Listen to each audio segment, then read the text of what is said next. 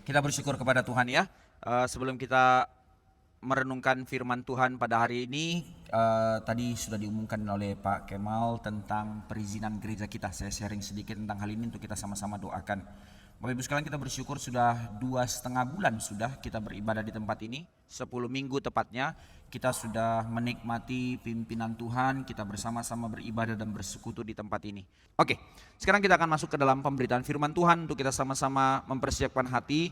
Kita bersyukur Bapak Ibu sekalian, hari ini sebenarnya menjadi satu perayaan yang sangat serius di dalam gereja. Sayangnya selalu ya, di dalam sejarah selalu muncul ekstrim kiri, ekstrim kanan. Perayaan yang begitu besar yang dirayakan gereja pada saat ini adalah hari raya Pentakosta. Di dalam kalender gereja ini adalah Minggu Pentakosta, hari ke-50 atau hari turunnya Roh Kudus. Apa ekstrimnya? Di satu sisi ekstrim, khususnya di dalam golongan gereja-gereja reform di dunia. Ini menjadi satu hal yang ditekan sampai menjadi satu hal yang tidak perlu dirayakan. Begitu ya. Sudah. Harus self kritik di dalam gereja kita, even di dalam gereja kita kayaknya dingin ya dengan urusan ini. Kita tidak melihat ini menjadi satu hal yang begitu serius. Kita tidak melihat ini menjadi satu hal yang begitu luar biasa. Padahal benar, ini menjadi satu hal yang harusnya kita benar-benar pikirkan, kita benar-benar rayakan. Nah, nanti di dalam tahap-tahap selanjutnya kita akan lihat momen-momen di dalam kalender gereja, ada event-event yang harusnya kita ingat untuk kita boleh celebrate, untuk menjadi sebuah perayaan. Hari Ibu saja kita rayakan kan ya, bagus sekali. Masakan Pentakosta kita nggak rayakan. Nah, ini satu ekstrimnya. Tapi ekstrim lainnya, oh iya kalau gitu harus dirayakan. Rayakannya kebablasan, begitu ya. Sampai ada persiapan perayaan Paskah, perayaan Pentakosta. Gereja-gereja sangat mempersiapkannya. Saya bingung, mempersiapkan apa? Iya, kita harus baik-baik mempersiapkan supaya Roh Kudus turun atas masing-masing gitu. Jadi meminta nanti lawatan Roh Kudus terjadi di dalam gereja itu menjadi satu euforia yang begitu luar biasa, bahkan menjadi satu euforia yang sangat liar. Nah, ini ekstrim selanjutnya. Itu sebab kita harus kembali ke dalam firman Tuhan untuk melihat sebenarnya apa sih yang dikatakan Tuhan tentang Pentakosta. Mengapa kita harus memandang serius dengan hal ini supaya kita tidak lari ekstrim kiri atau ekstrim kanan itu. Ini yang kita mau renungkan pada pagi hari ini. Mari kita berdoa. Tuhan, terima kasih jamuan yang Kau berikan kepada kami sebagai umat tebusan-Mu. Bukan hanya sekedar menikmati sesuatu hal yang ada di lidah kami, tapi menikmati satu kepuasan jiwa kami. Bahwa kami diundang datang berkumpul di tempat ini beribadah di dalam anugerah Allah. Engkau perlayakkan kami melalui penebusan Kristus, Engkau perkenankan kami datang beribadah di hadapan-Mu. Di tengah-tengah segala hati kami yang mungkin tidak siap, atau kami yang datang setengah-setengah hati, atau kami yang datang tidak di dalam satu kegentaran. Even bahkan di dalam kondisi seperti itu pun Engkau tetap memperkenankan kami datang di dalam jamuan ini. Engkau hadir di tengah-tengah kami, Engkau memperkenankan kami memuji, memuliakan-Mu, bersyafaat di hadapan-Mu, dan Engkau mau memberikan firman-Mu kepada kami. Karena itu Tuhan, ajari kami untuk sekali lagi mengerti betapa besarnya kasih setia Tuhan yang telah menebus kami dengan darah Kristus untuk mengundang kami datang menikmati persekutuan kami sebagai keluarga kerajaan Allah di tempat ini.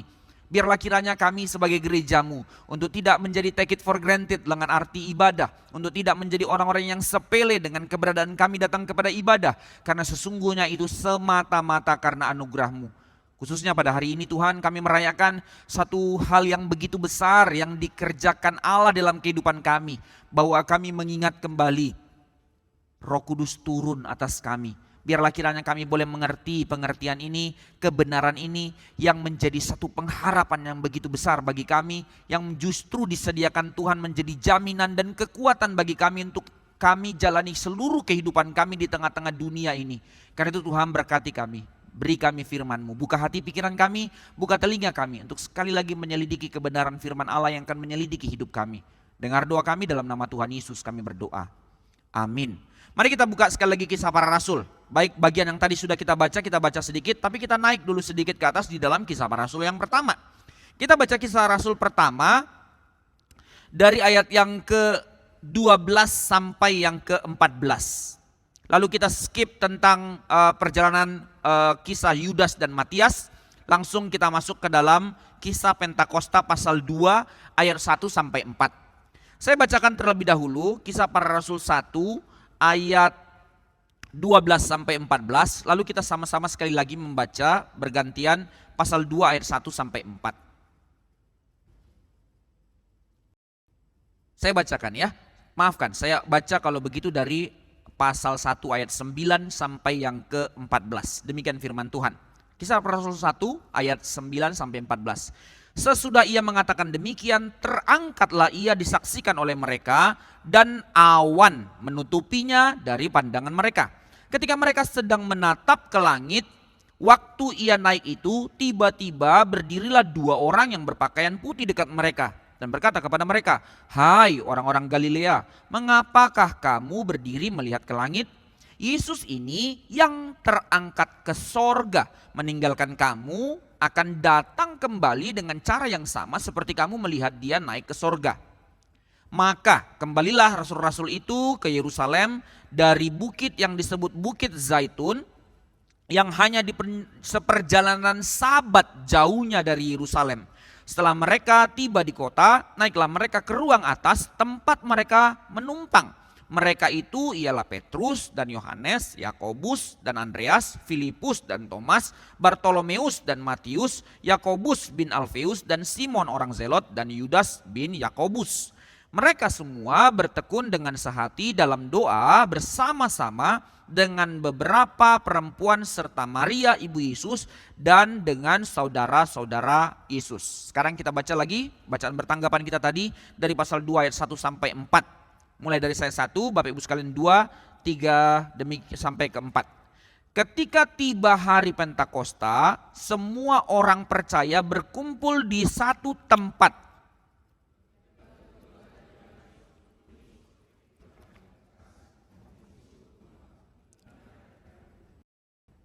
Dan di mana mereka duduk, perhatikan kalimat itu, dan tampaklah kepada mereka lidah-lidah seperti nyala api yang berterbaran dan hinggap pada mereka masing-masing. Maka penuhlah mereka dengan Roh Kudus, lalu mereka mulai berkata dalam bahasa-bahasa lain seperti yang diberikan oleh Roh itu kepada mereka untuk mengatakannya. Bapak Ibu sekalian, kita telah membahas tentang kenaikan Yesus di dalam 2 kali pertemuan. Baik dari saya 2 minggu yang lalu minggu yang lalu tuh Pak Henry Ongko terus melanjutkan tentang hal itu. Ya, kita bersyukur di dalam konsep kenaikan Yesus itu menjadi suatu berita yang sangat penting di dalam gereja. Yesus naik, disitulah permulaan babak baru, zaman baru. Seluruh arah dunia bergeser dengan Yesus naik. Berdirilah gereja sebagai tanda kehadiran kerajaan Allah di tengah-tengah dunia. Terpujilah Allah, sehingga dengan Yesus naik ke sorga, maka Roh Kudus turun. Ini yang akan kita renungkan. Itu yang membuat gereja atau kekristenan bukan di dalam konsep agama lokal. Karena kalau satu pemimpinnya ada, maka harus ada satu sentral tempat. Konsep agama ya, sentralnya agama tertentu ada di kota atau di negara tertentu. Tapi kekristenan merombak semua konsep itu karena sentralnya adalah Allah berdiam di tengah-tengah umatnya. Di mana umatnya itu adalah gereja sebagai tanda bait Allah. Jadi tidak ada sentral tempat tertentu sebagai kehidupan orang Kristen. Nah, ini yang kita boleh pelajari di dalam kenaikan Yesus. Dan di dalam ayat yang tadi kita baca, kita teruskan sedikit sebelum masuk ke dalam Pentakosta, dikatakan bahwa Yesus terangkat ke sorga. Izinkan saya Bapak Ibu sekalian membawa hal ini karena saya begitu concern di dalam orang-orang reform yang masih salah konsep tentang hal ini. Bapak Ibu sekalian, dikatakan ya Yesus naik ke sorga. Pertanyaannya, apa itu sorga? Nah, ini hal yang penting. Kita seringkali menawarkan berita Injil bahwa percayalah Yesus supaya mati masuk sorga. Memangnya sorga itu apa? Nah, ini yang seringkali kebablasan di dalam iman Kristen. Bapak Ibu sekalian, menarik sekali untuk hal ini secara singkat tapi untuk kita boleh pegang. Kapan-kapan di PA kan ya. Sorga itu adalah realm of God. Dalam bahasa Indonesianya, sorga itu adalah ruang milik Tuhan. Artinya sorga itu adalah sebuah realitas atau sebuah dimensi yang lain dari ruang dan waktu yang kita miliki sekarang. Itulah yang disebut dengan sorga. Jadi itu adalah tempat di mana Allah bertahta yang tidak dilimit oleh ruang dan waktu. Sebelum segala sesuatu ada, Allah mencipta dan Allah menempatkan dirinya di sorga yang tidak terlimit ruang dan waktu. Ada sebuah realitas lain, ada sebuah dimensi lain di luar ruang dan waktu. Itu sebab dalam film-film masuk pindah dimensi gitu-gitu ya. Konsep logika mereka yang berimajinasi. Ya memang ada gambaran, Alkitab menggambarkan tentang sebuah tempat, katakanlah demikian, yaitu sorga, di mana itu adalah realitas atau dimensi ruang milik Tuhan. Ini yang disebut dengan sorga. Artinya apa? Bahwa dengan adanya sorga sebagai tempatnya Allah, berarti Bapak Ibu sekalian, sorga itu bukanlah tempat tujuan akhir kita. Saudara, saya pernah mengkhotbahkan khusus doktrin keselamatan di dalam satu cabang gereja kita. Setelah saya khotbahkan, lalu dicupliklah itu, bagian dari khotbah itu dibikin di TikTok, lalu tersebar kemana. Ada seorang penginjil yang membacanya marah, saudara sekalian. Lalu kasih kritik lewat hamba Tuhan kita yang lain. Ya, saya sedikit bersedih lah ya. Maksudnya dalam hal ini kenapa tidak dikasih clear. Bahwa penginjil itu mengatakan, Mbok ya hamba Tuhan GRI itu tidak khotbah retorik. Maksudnya khotbah retorik itu apa? Masakan kalimatnya saya bilang kalimat ini. Saudara, cari di dalam Alkitab dari Kejadian sampai Wahyu bahwa tujuan keselamatan itu adalah mati masuk sorga. Enggak ada, saudara, enggak ada. Itu kalimat saya yang dikutip, keluar dari seluruh konteksnya. Tapi whatever keluar dari segala konteksnya, kalimat itu sendiri pun adalah kalimat yang benar. Bahwasanya memang tidak ada di Alkitab tawaran keselamatan, engkau ditebus dengan darah Kristus supaya engkau mati masuk sorga. Tidak ada, saudara, enggak ada. Nah, ini yang menjadi Injil-Injil separoh, Injil-Injil yang seperti benar. Ini yang jadi reduksi dari gambaran kita dipengaruhi oleh konsep Platonik. Plato bilang sekarang dunia kita ini dunia yang tidak real karena dunia ini terus berubah-ubah. Ini kita sekarang jiwa kita terpenjara dalam tubuh. Maka kalau kita nanti mati, kita akan masuk ke dalam dunia ide. Kita lepas dari penjara kita ini, tubuh kita ini. Maka orang Kristen di dalam Agustinus dan seterusnya, walaupun Bapak Agustinus punya hal yang poin sangat serius, sangat penting, menjadi sangat hal indah bagi gereja, tapi ada hal juga yang menyimpang. Maka di dalam pengaruh dari Platonik, dia mengatakan bahwa kita nanti diselamatkan, dibebaskan dari tubuh penjara jiwa ini untuk kita masuk ke sorga. Saudara, itu gak ada beritanya di dalam Alkitab. Karena sekali lagi, sorga itu adalah ruang milik Tuhan. Sebuah realitas dimensi di mana Tuhan bertahta. Jadi poinnya adalah sorga itu bukan rumah kita. Iya, memang ada dikatakan. Pertanyaannya, jadi Pak, kalau orang hari ini mati, orang percaya mati, sekarang dia kemana? Memang saudara, ke sorga. Jadi di dalam teologi reform kita percaya setiap kali orang sudah mati, dia bukan dalam kondisi tertidur. Itu di dalam konsep Katolik ada momen seperti itu ya. Jadi sampai sekarang yang namanya Abraham dan seterusnya dari orang dulu sampai sekarang itu dalam kondisi tidur, nanti sampai datang ke Yesus kedua kali baru semua dibangkitkan dan segala macamnya. Enggak, kita enggak terima itu. Langsung dipisahkan antara orang yang diselamatkan, yang dipilih Allah dengan orang yang tidak diselamatkan. Bahwasanya orang-orang binasa sudah mengalami penghukuman walaupun belum penghukuman final untuk nanti menerima penghakiman dari Allah. Sementara sebaliknya orang-orang pilihan Allah yang sudah mengalami kematian akan menikmati keselamatannya untuk sementara waktu. Nah, ini konsep ini baru kita pakai kata intermediate state. Ruang tunggu, tapi saya tidak terima kalimat ruang tunggu dalam pengertian ditempatkan sementara waktu. Untuk di mana? Di sorga bersama-sama dengan Kristus. Jadi di situ ngapain? Misteri memang, kita tidak tahu. Karena di dalam kondisi itu, manusia yang sudah mati itu masih di dalam kondisi jiwa, belum dengan kondisi tubuh. Karena nanti waktu Kristus datang kedua kali, baru diberikan tubuh kebangkitan. Jadi memang di wilayah itu menjadi wilayah misteri. Tapi poin yang paling indah, yang paling menjadi pengharapan bagi kita adalah bagi setiap orang yang sudah mati saat ini di dalam Kristus, mereka bersama-sama dengan Kristus. Saudara, jangan melihat tempat di dalam kategori materinya. Nanti di sorga ngapain ya? Belai-belai binatang. Ini model-model approach-nya saksi Yehova, saudara-saudara kita saksi Yehova, gitu ya, belai-belai binatang, terlalu dangkal. Kalau itu yang disebut dengan keselamatan. Keindahan dari keselamatan adalah kita ditebus untuk didamaikan dengan Allah, untuk menikmati Allah. Maka setiap orang yang sudah diselamatkan sekarang sudah menikmati Kristus. Kristus sendiri mengklaim ini kepada orang yang di sebelahnya yang waktu disalibkan. Sejak hari ini engkau bersama-sama dengan aku. Benar kalimat itu. Tapi saudara, sekali lagi kalimat yang tadi itu, bahwa ya sudah bersama-sama dengan Kristus, tapi bukan menjadi tujuan akhir kita di situ. Sebab tujuan akhir dari keselamatan adalah apa? Yesus datang kedua kali, penghakiman Allah dinyatakan ke tengah dunia, maka setiap orang pilihan yang mati terlebih dahulu diberikan tubuh kebangkitan, yang kita yang masih hidup kalau misalnya Kristus datang, kita akan digantikan dengan tubuh kebangkitan yang baru, untuk kita akan bersama-sama dengan Kristus di bumi yang baru, Yerusalem baru. Di mana saudara? Di sini. Di sini. Di sini maksudnya di mana? Di bumi ini. Dibaharui Allah sedemikian rupa untuk menjadi satu tempat yang tidak mampu kita imajinasikan keindahannya. Yang jelas di sini itu nanti bagaimana? Pertama, bersama-sama dengan Kristus. Nah, ini menariknya.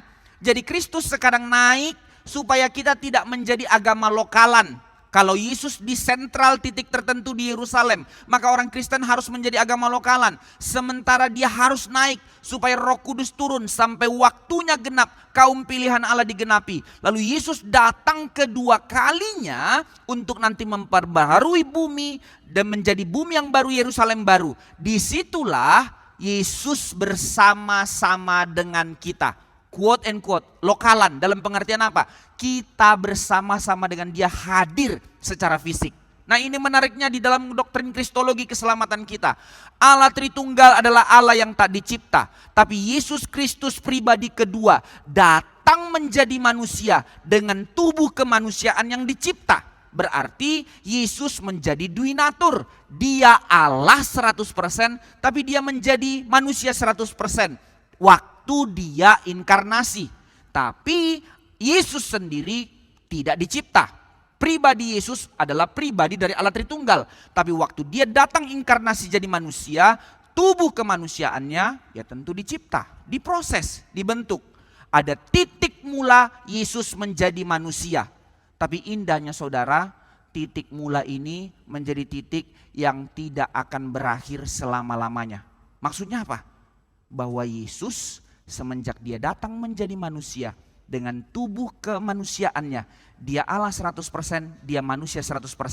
Semenjak titik itu sampai selama-lamanya dia menjadi demikian. Ini menarik sekali. Bahwa sekarang Yesus naik ke sorga dengan tubuh kemuliaannya. Bahwa dia nanti turun dengan tubuh kemuliaannya. Bahwa dia nanti bersama-sama dengan kita di bumi yang baru, Yerusalem baru, dengan tubuh kemuliaannya. Jadi kita akan bersama-sama dengan Allah itu di dalam siapa? Di dalam Kristus dengan tubuh kemuliaannya. Itulah yang akan kita nikmati nanti di bumi yang baru, Yerusalem baru. Jadi jangan berpikir, nanti kita setelah disempurnakan, kita sama dengan Allah. Loh, ngawur teologi itu. Masa kan kita sempurna jadi sesempurnanya Allah? Bukan. Waktu kita ditebus, diberikan tubuh kebangkitan nanti di bumi yang baru, Yerusalem baru, kita disempurnakan dalam kategori sempurna sebagai ciptaan yang tak bercacat, tak berdosa lagi. Tapi bukan sempurna equal dengan Tuhan. Tapi kesempurnaan sebagai ciptaan yang bisa menikmati Allah selama-lamanya. Menikmati kemuliaan Allah selama-lamanya. Di dalam pertemuan kita muka dengan Kristus selama-lamanya. Nah, ini goalnya kita di dalam keselamatan.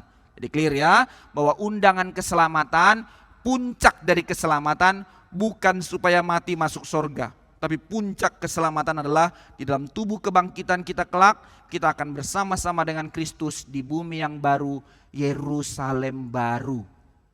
Yang kedua, ngapain nanti di situ selain bersama-sama dengan Kristus? Saudara, inilah indahnya kehidupan Kristen. Nah, nanti berkait erat dengan etos kerjanya kita. Di bumi yang baru, Yerusalem baru, kerja. Nah, jadi kalau ada yang sekarang dengar, kerja?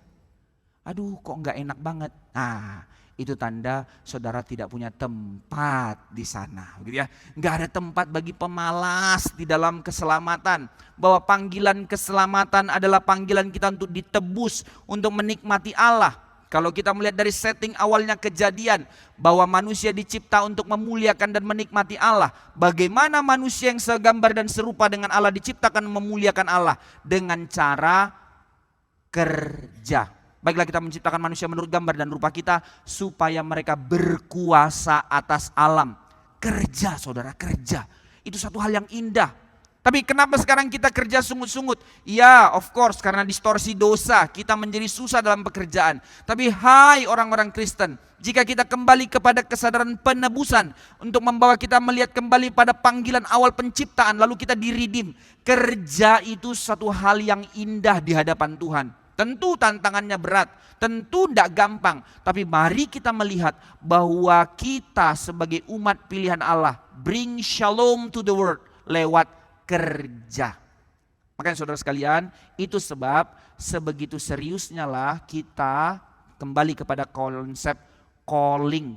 Untuk benar-benar gumulkan apa arti hidup kita, apa yang harusnya kita kerjakan. Karena itu adalah bagian paket dari panggilan keselamatan.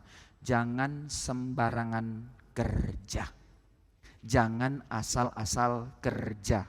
Tapi juga bukan jangan bekerja hanya demi mendapat satu keuntungan yang memuaskan hati.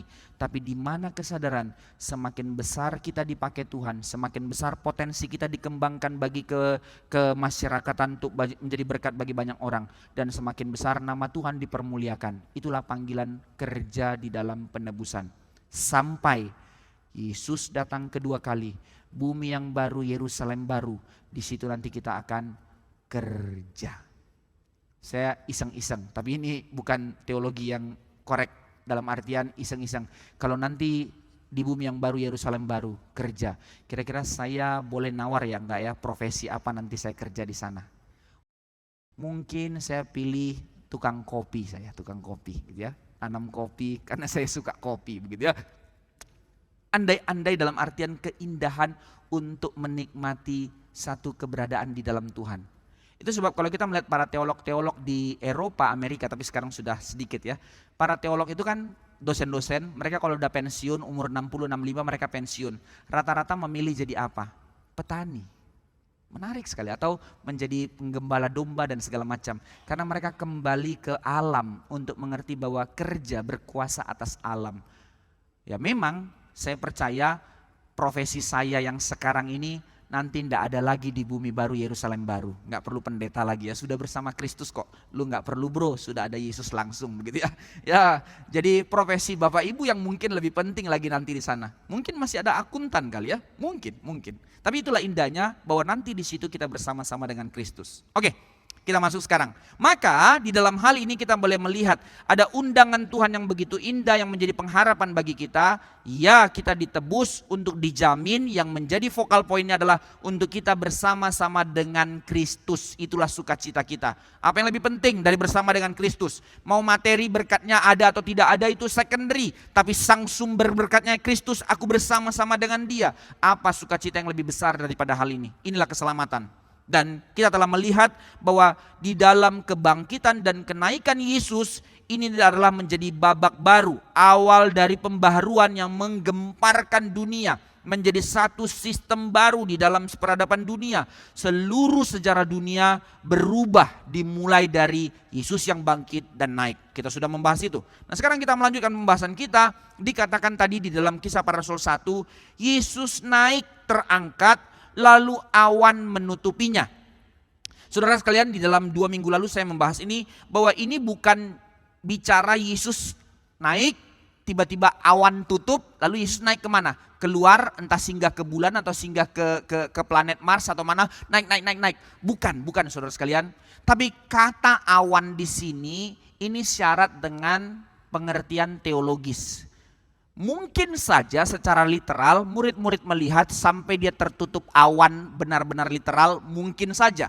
Tapi maksud penulisan Lukas dalam hal ini, saya percaya Lukas mengertikan hal ini, kata penutupan awan di situ syarat dengan pengertian teologis dari Perjanjian Lama. Bahwa gambaran awan itu sudah berulang-ulang dinyatakan di dalam Perjanjian Lama untuk tanda hadirnya kemuliaan Allah. Coba kita ingat-ingat ya. Pertama, waktu orang Israel keluar dari Mesir disertai dengan apa? Siang-siang tiang awan, tanda kemuliaan Allah menyertai mereka. Ya, secara literal tiang awan itu memberi kesejukan kepada mereka sehingga tidak terlalu panas. Karena di tengah-tengah padang pasir suhunya bisa 40 derajat. Tapi lebih besar daripada sekedar menyejukkan, itu tanda kehadiran penyertaan Allah kepada mereka. Ini tiang awan, tidak hanya berhenti di situ. Tanda ketika bait suci dibangun, bahkan mulai dari kemah suci. Waktu kemah suci didirikan ada ruang kudus, ada ruang maha kudus. Di situ ada kerub menutupi tabut perjanjian. Tanda Allah hadir di mana? Turunnya awan dan hadirnya asap dari bumbungan bait Allah, tanda kehadiran Allah di situ. Ingat, waktu perkenanan Allah sudah tidak ada kepada bangsa Israel, Tuhan mau menghukum orang Israel untuk dibuang ke Babel. Maka tanda pertama kitab Yesiel mengatakan bahwa dari bumbungan bait Allah keluarlah asap seperti awan itu untuk pergi ke daerah timur. Berbicara tentang kehadiran Allah tidak ada lagi di bait suci. Itu sebab ketika nanti Nebukadnezar datang, waktu ambil perkakas bait Allah, dia tidak mati. Jangankan sebelum itu, di dalam zamannya Musa, di dalam zamannya Daud, ada orang mau pegang tabut perjanjian, mati saudara. Ini orang kafir pegang kok gak mati? Karena memang kehadiran Allah sudah tidak ada di situ. Ditandai dengan asap yang keluar. Nah, itu gambaran tentang awan dan asap. Bahkan sebenarnya ada gambaran lain yang juga bicara di dalam Perjanjian Baru. Lukas sudah catat ini sebelumnya di dalam kitab Lukas. Di dalam Lukas pasal 9, waktu berbicara tentang Yesus ditinggikan di bukit itu, di gunung itu, ditandai dengan apa? Daerah itu, tempat Yesus ditinggikan itu, dipenuhi dengan awan kemuliaan. Nah, ini gambaran tentang awan. Jadi ketika peristiwa Yesus naik ke sorga, maka dikatakan awan menutupinya, maka itu bicara tentang kemuliaan Allah melingkupi Kristus di dalam tubuh kemuliaannya. Ini bicara tentang kemuliaan, bukan sekedar literal awan tutup lalu murid-murid tidak bisa lihat dia lagi. Jadi ada muatan teologis yang lebih besar daripada sekedar awan menutupi. Dan menariknya bagian kedua dalam hal ini, waktu Yesus naik ke sorga. Ini hal yang begitu indah dan begitu penting. Saudara, Yesus naik ke sorga dengan tubuh kemuliaannya. Dia tidak naik tiba-tiba, dia kan sudah mati. Lalu dia naik, bangkit dengan tubuh kemuliaan. Setelah itu aku tinggalin kamu ya. Cing, seperti konsep itu, film-film tentang orang percaya tiba-tiba hilang manusianya. Atau tubuhnya tinggal, rohnya naik. Itu kan bicara tentang eskatologinya orang-orang Kristen yang ngawur mengerti konsep Alkitab. Nah, Yesus tidak tinggalkan tubuh kemuliaannya lalu rohnya naik. Enggak saudara. Tapi Yesus naik ke sorga dengan tubuh kemuliaannya. Artinya apa? Nah, ini yang penjelasan lebih dalam dengan tentang yang kita sudah bahas di dalam minggu-minggu sebelumnya. Bahwa ini menjadi permulaan babak baru. Di mana dengan Yesus naik dengan tubuh kemuliaannya, ini berarti menjadi titik temu antara bumi dan sorga. Why? Yang materi sekarang dibawa ke sorga. Sang pemilik sorga mensahkan dia dengan tubuh kemuliaan dengan materi untuk masuk sorga. Titik temu antara sorga dan materi ada di dalam tubuh kebangkitan Kristus yang naik ke sorga. Nah, ini misteri teologis yang begitu indah sebenarnya. Jadi ini menjadi pengharapan bagi kita bahwa Tuhan tidak sepele dengan tubuh kita. Tuhan tidak membiarkan kita, tapi ada pengharapan. Di dalam Kristus yang naik berarti ada pengharapan. Ini yang kita bilang di dalam doa. Berdoalah kepada Bapa di dalam Yesus Kristus. Artinya apa? Perantara tunggal itu yang telah mempersatukan sorga dan bumi itu di dalam kenaikannya ke sorga dengan tubuh kemuliaannya itu menjadi satu-satunya dasar untuk kita mendapatkan hak istimewa dalam penebusan, untuk bisa datang kepada Allah kapan saja, di mana saja, melalui titik termu sorga dan bumi di dalam kenaikannya Yesus. Maka Bapak Ibu sekalian, bagi gereja mula-mula ini sukacita besar. Seperti tambahan dari beberapa minggu yang lalu, maka Yesus katakan, aku harus naik bukan untuk meninggalkanmu, justru supaya Roh Kudus turun. Tapi yang kedua sekarang, aku harus naik supaya menjadi titik temu sorga dan bumi. Saudara sekalian, menarik sekali. Bagi gereja mula-mula ada dua penafsiran yang sangat indah dari kisah kenaikannya Yesus. Penafsirannya terhadap historical Jesus. Bersabar sedikit di sini, saya tahu ini agak susah. Di dalam menafsir Alkitab, melihat apa yang dikerjakan Yesus, ada penafsiran yang namanya historical Jesus. Artinya, melihat apa yang dikerjakan Kristus itu dari penggenapan perjanjian lama atau dari kehidupan sekitar di dalam tradisi Gentiles. Misalnya ya, Yesus mengubah air jadi anggur di dalam Yohanes pasal 4. Di dalam historical Jesus-nya ada dua penafsiran. Menafsirnya dari perjanjian lama itu simbol dari air darah penebusan. Itu dilihat dari perjanjian lama. Maka itu tanda permulaan bahwa Yesus akan menebus dengan darah, air jadi anggur. Tapi di dalam historical Jesus terhadap tradisi Yunani, bahwa di dalam mitologi Yunani mereka percaya ada sebuah dongeng tentang dewa yang bisa mengubah air jadi anggur. Maka sekarang di dalam Yohanes dicatat, untuk kamu sadar itu bukan dongeng. Inilah Tuhan yang sesungguhnya yang bisa mengubah air jadi anggur. Nah, itu yang disebut dengan metode penafsiran historical Jesus. Ternyata saudara-saudara sekalian, di dalam kenaikan Yesus itu adalah penafsiran secara historikal, ada dua penafsirannya. Gereja mula-mula memegang dua penafsiran ini menjadi suatu hal yang indah. Pertama, melihat berita kenaikan ini sebagai penggenapan dari perjanjian lama. Penggenapan apa? Ternyata dikatakan di dalam kenaikan Yesus itu merupakan penggenapan dari nubuatan dari kitab Daniel. Saya bacakan ya. Daniel pasal 7 ayat 13. Daniel pasal 7 ayat 13. Setelah pengalaman peristiwa Daniel, lalu sampai pasal 6, pasal 7 sampai akhir itu bicara tentang penglihatan-penglihatan yang dialami oleh Daniel. Maka dia mencatatkan pasal 7 ayat 13. Aku terus melihat dalam penglihatan malam itu, tampak datang dengan awan-awan dari langit. Bicara kemuliaan, seorang seperti anak manusia. Datanglah ia kepada yang lanjut usianya itu, dan ia dibawa ke hadapannya. Yesus naik, ditutupi awan-awan dan duduk di sebelah kanan Allah Bapa. Bicara tentang kenaikan Yesus adalah penggenapan dari apa yang dikatakan di dalam kitab Daniel, bahwa sang anak manusia, bicara tentang ketuhanan Kristus, telah datang untuk menggenapi rencana kekal Bapa, memberi keselamatan bagi kita. Kegenapan dari seluruh rencananya adalah apa? Dengan dia mati, dia bangkit, dia naik. Seluruh karya Kristus di bumi tuntas dilakukannya. Ini penafsiran pertama. Maka jemaat mula-mula yang dari Judaisme akhirnya menjadi Kristen sadar, ya, yang dibuatkan Daniel itu sudah digenapi. Sang anak manusia itu telah menuntaskan seluruh tuntutan, telah menyelesaikan seluruh janji kekal Bapa untuk memberikan keselamatan. Ini yang pertama. Tapi menarik, Lukas menuliskan kisah para rasul juga, menuliskan kitab Injil Lukas kepada Gentiles, kepada orang-orang yang non-Yahudi.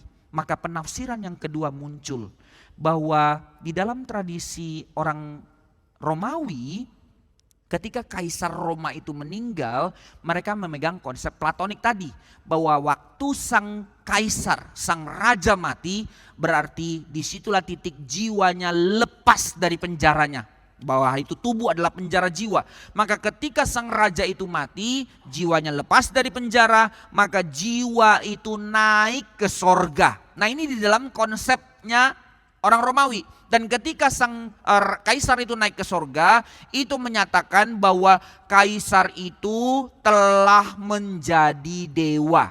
Lebih tepatnya anak dewa. Nah itu di dalam mitologinya Romawi. Tapi menarik. Ketika mereka tahu ini berita yang common di dalam kehidupan mereka. Setiap kali ada kepergantian kaisar yang mati harus mengadakan upacara. Karena dia akan terangkat ke sorga, dia menjadi dewa, menjadi dewa, menjadi dewa. Tapi sekarang saudara-saudara sekalian, jemaat mula-mula yang bahkan dari Gentiles membaca kisah para rasul. Loh kok mirip tapi beda. Karena ditebus untuk dibawa mereka kepada kesadaran. Melihat bahwa Yesus melampaui konsep pemikiran para Gentiles itu. Apa sebabnya melampaui? Sebab Yesus bukan naik karena dia mati. Yesus naik karena dia bangkit. Dia naik bukan karena dia mati dan lepas jiwanya dari tubuhnya. Tapi dia bangkit, dengan tubuh kebangkitannya dia naik. Mau menggambarkan apa kepada jemaat mula-mula saat itu? Bahwa Yesus melampaui kaisar-kaisar Romawi. Bahwa dia bukan yang terbatas dan dia mati baru dia bisa bebas untuk menjadi dewa. Tapi dia mengalahkan kuasa dosa, dengan tubuh kebangkitannya dia mengatakan otoritasnya. Dan dia naik untuk menggambarkan bahwa dia apa? Ya dia anak Allah, ya dia naik dengan awan itu menggambarkan sebagai tanda dia raja atas seluruh bumi berkuasa. Dan dia naik ke tahtanya, dia adalah Tuhan kita. Itu yang membuat para Gentiles pun bertobat menerima Yesus sebagai Tuhan dan Juru Selamat mereka. Dan setelah kejadian itu saudara-saudara sekalian, murid-murid kembali ke Yerusalem. Apa yang dikatakan tadi yang kita baca di dalam ayat 12, 13, 14 itu. Dikatakan mereka setelah malaikat mengatakan ngapain kamu lihat, pulanglah kembali ke tempatmu. Maka mereka pulang di dalam penantian 10 hari sampai perayaan Pentakosta. Tapi dikatakan menarik sekali, mereka berjalan seperjalanan sahabat jauhnya. Ada kalimat itu muncul tadi ya. Kok emangnya Yesus naik pada hari Sabat? Bukan. Tapi pakai penggambaran Sabat karena di dalam tradisi mereka waktu hari Sabat orang ada limit perjalanannya. Kan dikatakan tidak boleh bekerja pada hari Sabat. Termasuk jalan gak boleh terlalu jauh. Makanya pada hari Sabat gak boleh masak, gak boleh ini, gak boleh itu. Urusan jalan pun dibatasi. Paling jauh pada Sabat kamu jauhnya seberapa? Nah ini yang dikatakan seperjalanan Sabat. Satu perjalanan maksimal di hari Sabat hanya boleh jalan 1,2 kilometer. Artinya apa? Kenaikan Yesus yang dikatakan Bukit Zaitun itu, kan di situ dia. Lalu mereka pulang kembali ke Yerusalem. Ternyata jaraknya nggak terlalu jauh, cuman 1,2 kilometer dari Yerusalem tempat Yesus naik. Nah ini gambaran ekspresi bahwa di situ mereka tidak perlu menanti atau pergi jauh, tapi tetap Tuhan suruh tunggu di Yerusalem. Jadi mereka tidak perlu jauh-jauh. Dan yang paling indah dicatat adalah apa yang menjadi respon mereka ketika mereka telah mendengar perintah dari malaikat itu. Mereka pulang dan selesai. No. Nah ini indahnya saudara. Yang mereka lakukan ketika mereka setelah melihat Yesus naik. Mereka bukan lagi seperti orang galau seperti waktu Yesus mati. Yesus mati seperti meninggalkan mereka. Yesus naik, mereka tidak lagi punya mindset Yesus meninggalkan mereka. Tapi mereka percaya kepada janji Tuhan. Mereka menantikan penggenapan janji Tuhan. Ketika mereka pulang itu langsung dicatat mereka berkumpul dan berdoa. Saudara, apa yang menjadi sukacita mereka waktu mereka melihat Yesus naik? Mereka beribadah. Ibadah. Mereka berkumpul bersama-sama seluruh para murid dan beberapa para perempuan dan termasuk Maria ibunya Yesus. Dikatakan mereka berkumpul dan berdoa di situ. Inilah gambaran keindahan dari keselamatan yang sesungguhnya. Di dalam teologi reform kita mengerti konsep already and not yet. Kita sudah diselamatkan tapi belum kesempurnaannya. Bahwa apa already dari keselamatan yang kita terima? Kita sudah mendapatkan dan menikmati keselamatan itu. Menikmati apa saudara-saudara sekalian? bahwa meskipun kita masih di bumi ini, tapi kita sekarang ini, orang-orang yang sudah ditebus dan diselamatkan ini, telah mengambil bagian dalam kehidupan sorgawi, di mana tempat Yesus berada. Dengan Yesus naik pertemuan sorga dan bumi. Dan sementara kita yang masih di bumi, kita sudah menikmati pengalaman menikmati Dia. Melalui apa saudara sekalian? Melalui ibadah. Jadi perhatikan sekali lagi, sebagaimana orang Israel dikeluarkan dari Mesir, sebagaimana kita dikeluarkan dari perbudakan dosa, demi satu calling yang begitu indah. Let my people go to worship me. Apa panggilan keselamatanmu saudara? Mati masuk sorga. No, panggilan keselamatan kita adalah untuk kita menikmati Allah. Dan apa yang terjadi kepada mereka? Seperti Yesus pergi, tapi di tengah-tengah Yesus naik, malah mereka mengalami kenikmatan jamuan kehadiran Allah melalui mereka beribadah. Beribadah. Maka di dalam PL, gambaran kehadiran Allah itu diekspresikan dengan kehadirannya bait suci kan ya. Orang sadar bahwa Allah hadir di tengah-tengah mereka melalui kehadiran bait suci. Maka ketika mereka datang membawa kurban atau melakukan ritual 3 kali setahun di dalam perayaan di bait suci, di situ mereka sadar mereka mengalami kehadiran Allah. Tapi menarik sekali, semua konsep itu sekarang diridim di dalam terang perjanjian baru, di dalam penebusan Kristus. Bahwa tadinya orang harus secara lokalan mengalami Tuhan di tengah-tengah bait suci, karena itulah tanda kehadiran Allah di tengah-tengah bumi. Bait suci menjadi titik temu antara sorga, antara langit dan bumi. Namun dengan kebangkitan Yesus, dengan Dia naik ke sorga, sekarang menjadi titik temu baru antara sorga dan bumi. Setiap kita yang telah menerima keselamatan, kita mengalami kehidupan di dalam Dia dan Dia hidup di dalam kita, kata Paulus. Maka kita telah menikmati Dia melalui apa? Ibadah.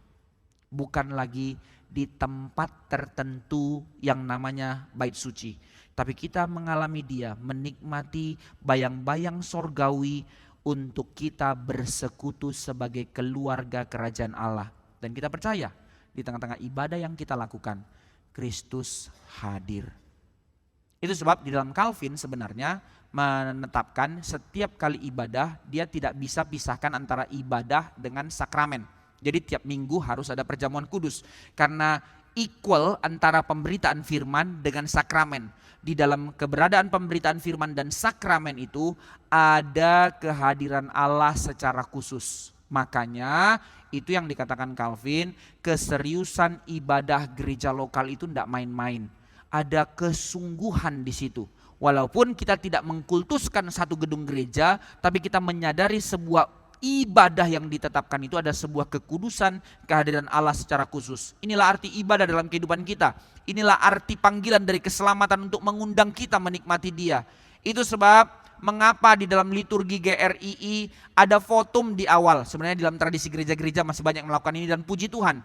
Karena ibadah itu bukan bersifat inisiatif manusia datang kepada Allah.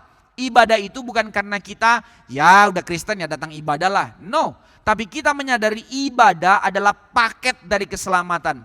Apa arti engkau ditebus? Untuk engkau diundang menikmati Allah. Jadi ibadah adalah undangan Allah untuk kita menikmati Dia.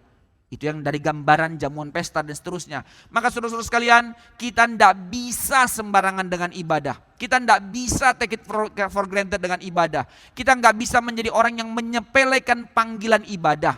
Kalau kita menyadari presiden saja memberikan undangan untuk jamuan makan, jangankan telat, tidur saja kita susah, udah galau-galau begitu ya. Besok pakai baju apa ya, batik yang mana ya, oh jahit dan segala macamnya. Kalau Pak Jokowi undang kita, maka jamnya jam berapa? Jam 7 di Istana Negara sarapan. Maka protokoler dari semuanya bilang jam 6 harus ada dulu di depan karena diperiksa-periksa segala macamnya. Jadi bangunnya jam berapa? Jam 5. Oh enggak mungkin, nanti jalan bagaimana? Jam 4 sudah bangun. Bila perlu enggak usah tidur hari itu, supaya jam 4 sudah jalan, jam 5 nunggu dulu enggak apa-apa lah gitu. Undangan presiden sekolah. Tapi kita take it for granted undangan Allah yang dimana Dia menjamu kita untuk menikmati Dia. Sebodoh teing lah, telat ya telat, enggak apa-apa. Main-main dalam hal itu enggak apa-apa. Kita lupa anugerah terbesar dari keselamatan itu untuk apa? Untuk engkau menikmati Dia. Engkau menikmati dia. Ini jamuan yang disediakan Tuhan bagi kita. Inilah panggilan. Ini bukan hal yang sepele. Tapi ibadah berarti foretaste of heaven. Cicipan sorgawi. Inilah yang dalam teologi reform already kita sudah diselamatkan. Menikmati cicipan sorgawi itu. Itu sebab berapa banyak orang Kristen mengalami kering. Karena dia tidak lagi melihat ibadah menjadi suatu hal yang menikmat. Dia tidak lagi melihat persekutuan itu menjadi suatu hal yang melegakan. Makanya orang akhirnya pahit, lompat-lompat, pindah-pindah gereja terus. Pindah-pindah gereja terus dengan segala alasan apapun. Tapi saudara sekalian, bukan berarti tidak bisa pindah gereja. Tapi di dalam kesadaran untuk kita datang ke dalam undangan Tuhan. Untuk kita bersekutu bersama keluarga kerajaan Allah. Di dalam menerima undangan Tuhan untuk menikmati dia, dan kita pun dinikmati oleh Tuhan. Ini undangannya, inilah keselamatan kita. Foretaste of heaven. Dan semua itu terjadi, hanya bisa terjadi karena Kristus naik, Roh Kudus turun. Maka engkau diberikan hak istimewa beribadah kepada dia. Jika Yesus tidak naik dan Roh Kudus tidak turun, gak ada ibadah seperti ini. Harus ke Yerusalem tiap minggu. Lokalan kita, lokalan, karena Yesus ada di situ. Tapi tidak, saudara, inilah anugerah keselamatan yang diberikan Allah. Dari situ mereka menantikan selama 10 hari sampai pada hari Yesus janjikan itu tergenapi, yaitu Pentakosta tiba. Apa itu Pentakosta? Nah, sekarang kita masuk ke dalam bagian ketiga, bagian terakhir dalam renungan ini. Bahwa di dalam kenaikan Yesus, bahwa foretaste of heaven sudah kita alami melalui ibadah menjadi satu kesungguhan kenikmatan. Maka mereka belum Roh Kudus turun sudah menikmatinya. Sampai puncaknya Roh Kudus turun, mereka menantikannya dengan setia.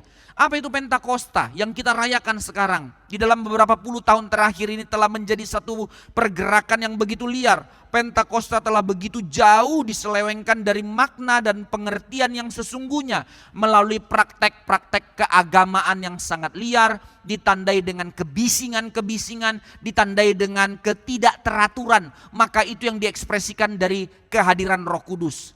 Memang mereka bukan tanpa penafsiran melakukan itu. Mereka coba menafsirkan dari Kisah Para Rasul yang tadi kita baca, bahwa ketika para murid menantikan Roh Kudus, terdengarlah bunyi seperti angin kencang dan nyala api. Maka saudara-saudara sekalian, terimalah Roh Kudus.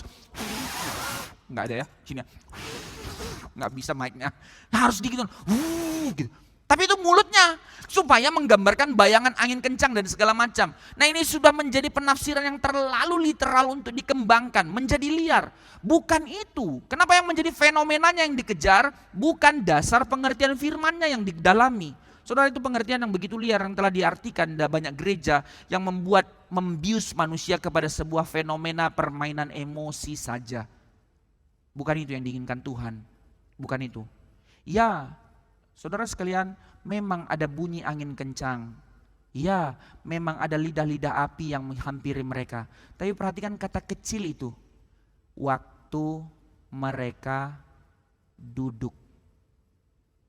Mereka enggak jadi liar, saudara. Mereka enggak jadi liar. Mereka di situ tetap berdoa, menantikan, tapi gemuruh itu muncul di dalam kondisi mereka tetap beribadah dengan benar. Saudara, pertama kali saya bertobat itu tahun 2001. Saya lahir dari keluarga Kristen gitu ya. Tapi waktu saya bertobat, saya mulai GKK, gereja keliling-keliling. Saya dari gereja tradisional, saya tidak menemukan firman Tuhan di situ. Lalu saya mulai keliling, Tuhan, saya benar-benar minta. Sampai kepada hal-hal yang paling ngaco saya mau masuki. Bagi saya itu tidak ngaco pada saat itu. Saya pengen untuk mengalami Tuhan. Karena dulu saya begitu bebalnya menghina pendeta, ajak debat, merasa diri paling menang, Alkitab omong kosong. Tapi sekarang saya sudah mengalami pertobatan, betapa rindunya saya mengalami Tuhan. Tapi tetap belum ngerti. Maka saya masuk kepada satu persekutuan. Wah, keren sekali namanya, JKTK. Saya masih ingat sampai sekarang. Jaringan Kesatuan Tubuh Kristus. Wah, keren ya. Oke, saya masuk ke situ. Maka ada tahapan kerohanian di situ. Oh, ada tahapannya. Tahapannya apa? Kamu harus diinjili dulu mengalami lahir baru.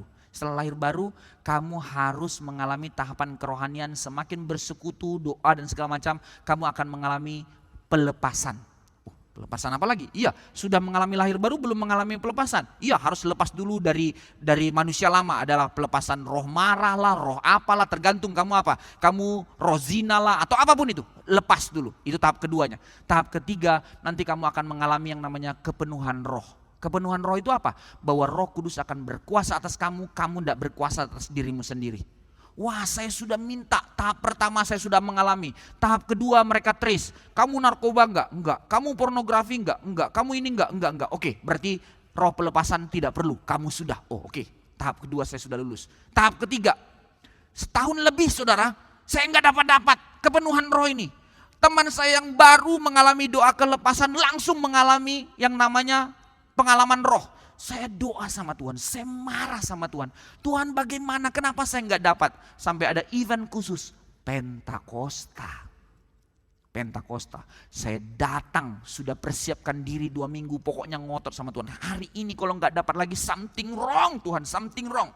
Kami berkumpul karena kami belum gereja, pada saat itu masih persekutuan. Kami kumpul di dalam sebuah rumah dari salah satu yang ikut di situ besar. Ruang tamunya dikosongkan, maka kumpul di situ lebih dari 150 orang. Berdoa, lalu nyanyi segala macam. Maka pemimpinnya bilang, terimalah Roh Kudus. Karena rame, samping saya cewek, ia masih ingat kanan, samping kiri cowok. Seketika itu mulailah semua, wah ribut kan ya, bambung. Gak ada drum, gak ada apa, cuman gitar doang. Karena cuma di persekutuan kecil kayak gitu. Tapi tiba-tiba saya tetap ngotot tutup mata karena saya minta. Tapi sambil minta udah mulai gelisah, apa-apaan nih gitu. Karena ya selama ini sudah mengalami tapi gak sericu ini gitu. Oh berarti kuasa Roh Kudus lebih gede lagi. Saya minta, Tuhan kasih saya. Tiba-tiba saudara sekalian, pak! Kepala saya dihantam benda keras. Saya tahu itu kayu bukan besi. Apa? Saya ingat-ingat dari mana? Apakah ini saya mengalami pengalaman? Tapi saya bilang kok pengalamannya sakit, gak ada mengalami apa-apa, saya sadar ini sakit. Akhirnya saya putuskan, saya ngintip. Saya ngintip begini, lukisan di atas kepala saya sudah jatuh. Cewek yang di samping saya, kaki di atas, kepala di bawah.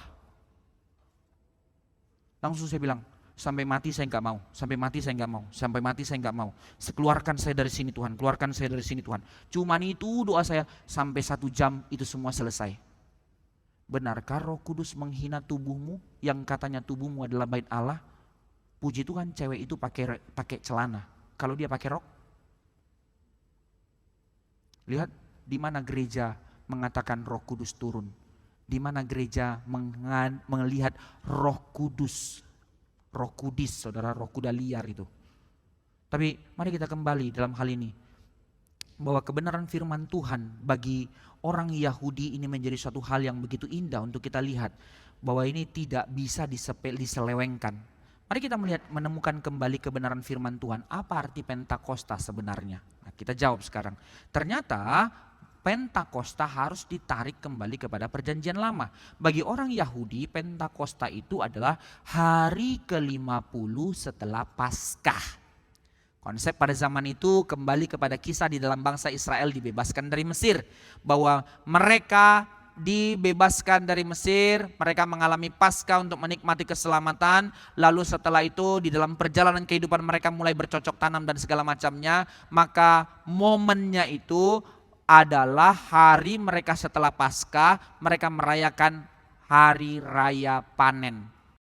Gandum mereka telah siap untuk dipanen, maka mereka merayakan yang namanya Pentakosta untuk mengambil sebagian sebagai tanda persembahan sulung.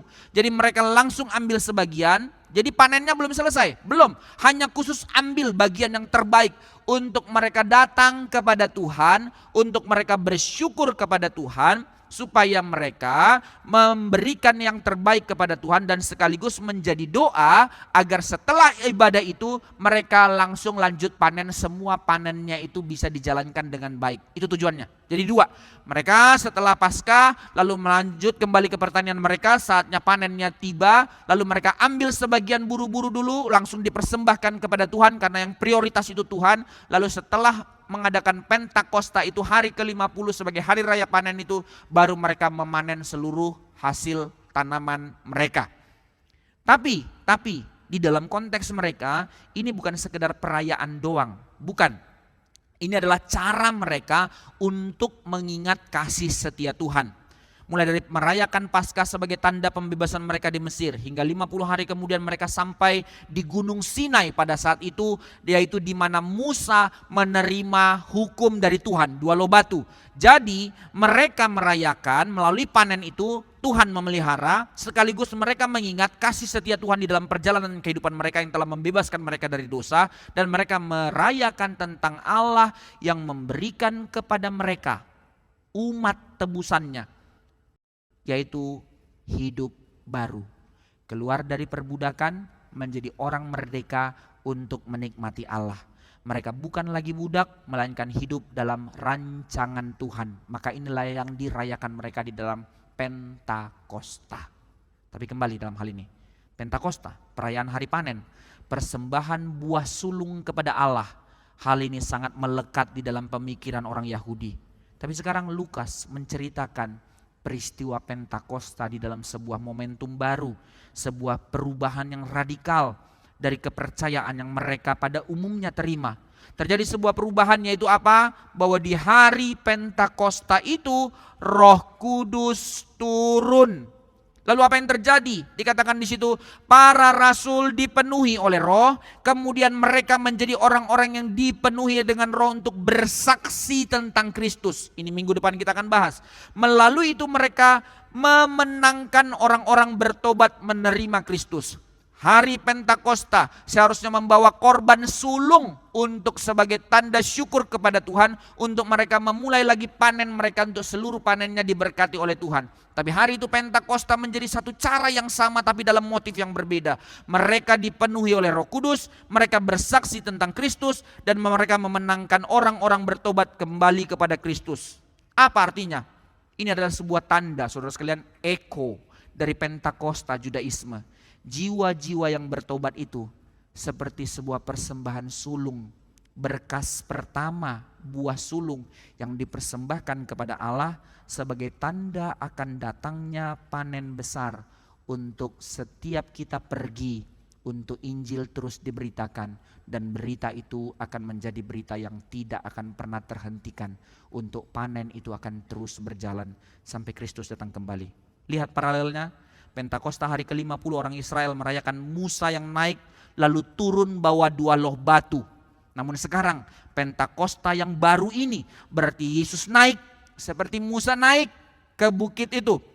Sekarang Yesus naik ke sorga, kemudian Musa turun, tapi sekarang Yesus yang naik.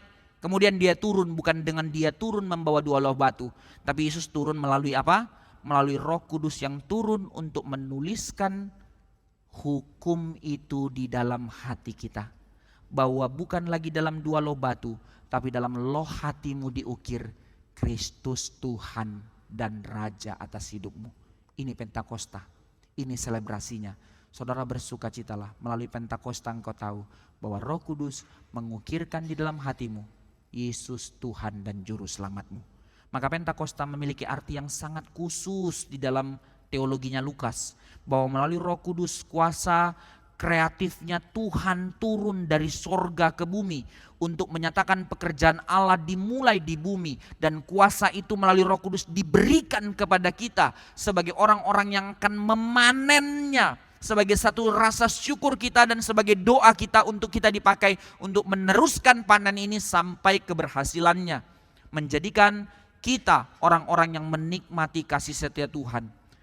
Nah, di sini kita boleh mengerti, jadi tujuan dari hari Pentakosta bukan memberikan makna-makna spiritualitas dalam pengertian mistis, dalam pengalaman-pengalaman supranatural, bukan. Tapi yang terutama dari hari Pentakosta adalah menjadikan hal-hal yang natural, yang sehari-hari menjadi hal yang relevan, menjadi hal yang real untuk kita kerjakan. Bahwa melalui Roh Kudus memimpin kita, hikmat Allah memenuhi kita, kekudusan dan bijaksana Allah memimpin kita untuk menghadirkan shalom ke tengah-tengah dunia. Inilah Pentakosta. Melalui Pentakosta Roh Kudus turun, kita diberi kuasa untuk menghadirkan kerajaan Allah di muka bumi. Lewat kita sebagai gereja, lewat engkau dan saya sebagai gereja. orang yang terlalu remeh ini. Tapi Roh Kudus turun, kerajaan Allah dinyatakan. Kita diberi kuasa untuk mengubah bumi ini dengan kuasa sorgawi. Dimulai dari apa?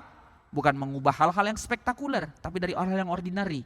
Dengan mengubah hidup seseorang menjadi orang percaya untuk mengalami penebusan, menjadi seorang yang diundang untuk masuk ke dalam komunitas, menjadi keluarga kerajaan Allah, dan komunitas yang dipanggil untuk diutus keluar menjadi saksi Kristus.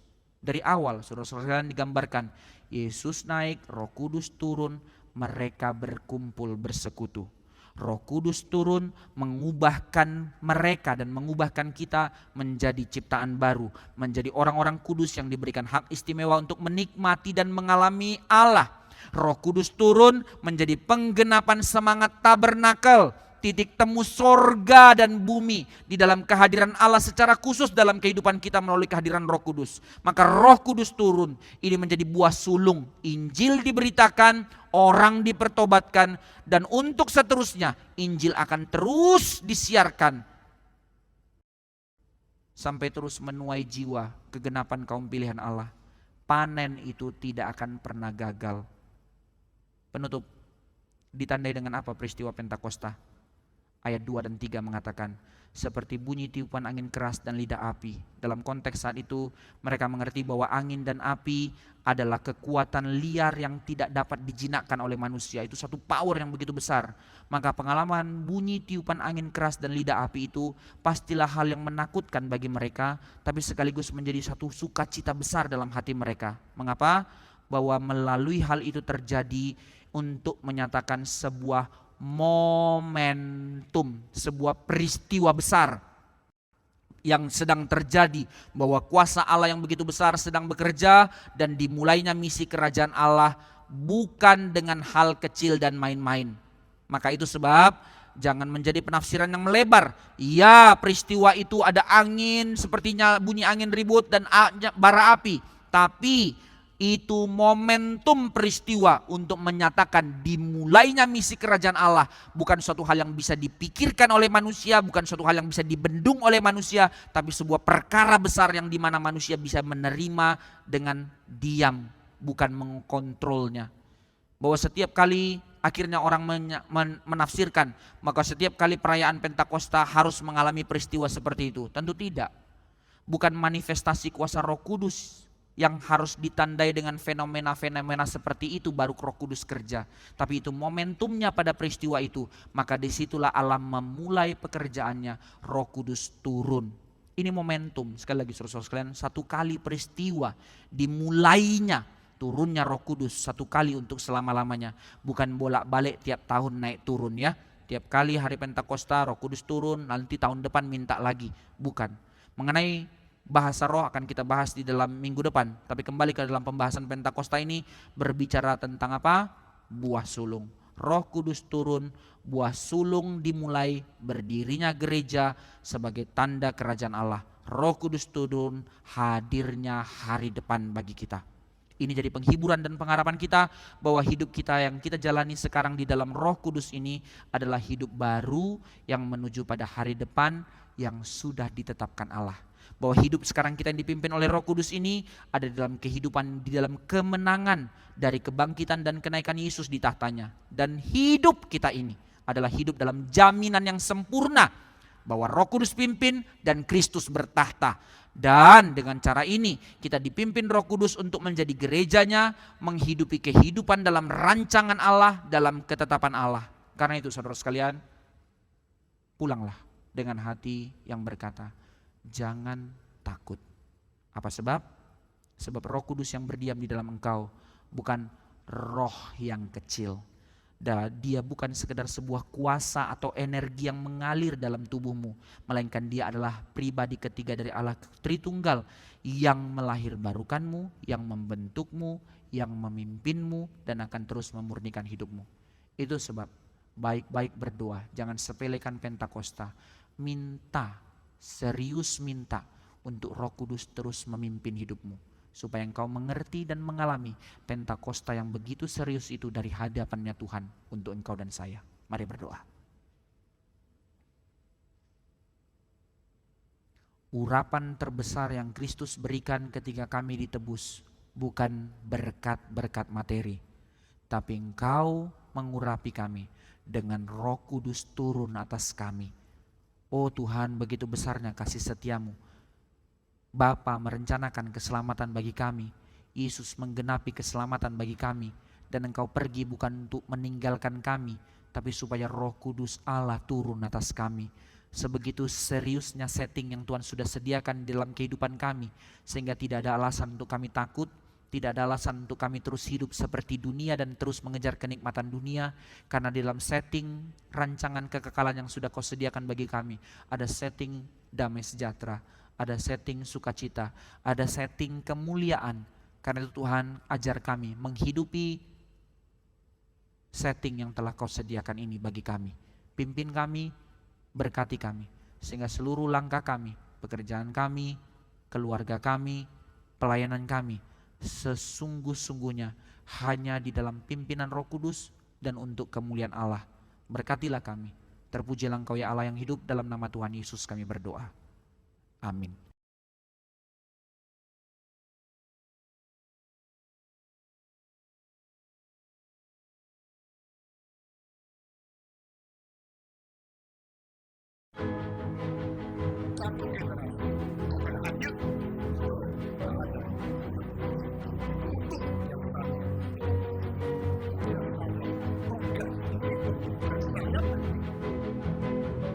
Tuhan merubah manusia, Tuhan menyelamatkan manusia, dan Tuhan mengutus manusia menjadi hamba-Nya.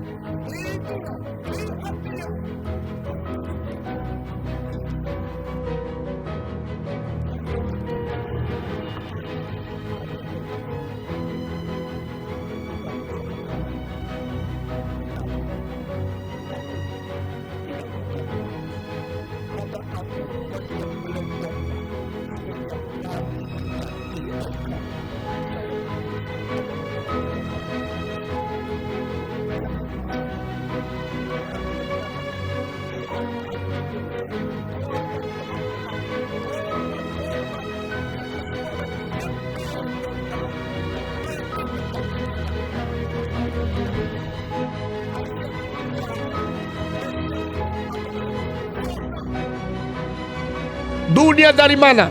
Dunia kemana? Manusia bagaimana jatuh? Manusia bagaimana disempurnakan? Manusia berdosa yang harus dihukum. Manusia yang di dalam Yesus Kristus akan mendapatkan hidup yang kekal.